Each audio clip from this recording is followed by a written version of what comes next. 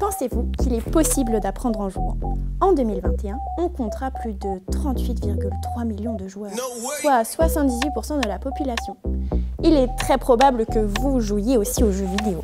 Ne vous êtes-vous jamais demandé ce qu'aurait été votre vie si vous aviez pu apprendre vos cours en jouant? Bien que cela soit possible, les enseignants ne pensent pas tout le temps à cette solution.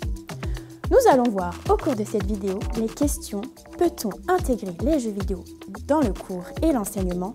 et en quoi les jeux vidéo peuvent être bénéfiques pour l'éducation. En effet, nous en avons tous fait l'expérience. Les jeux nous aident à progresser et sont une source de motivation pour plus d'un.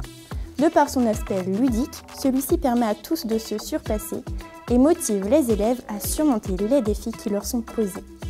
Ils véhiculent énormément de valeurs positives et peuvent s'adapter à tous les niveaux. Il encourage l'approche socio-constructivisme car les enfants parlent à l'intérieur des jeux et s'aident les uns avec les autres à progresser et à résoudre des problèmes ensemble.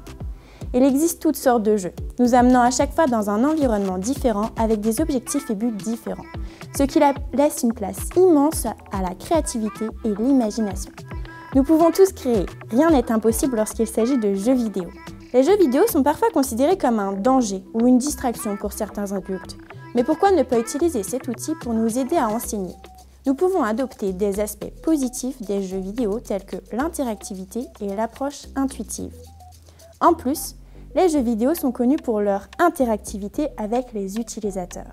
Il est très coloré et attirant et c'est un point attractif pour beaucoup d'enfants. Donc l'utilisation de jeux vidéo dans l'enseignement ne peut que les motiver. Qu'il s'agisse de sciences ou de mathématiques, il peut résoudre beaucoup de problèmes liés à ces matières.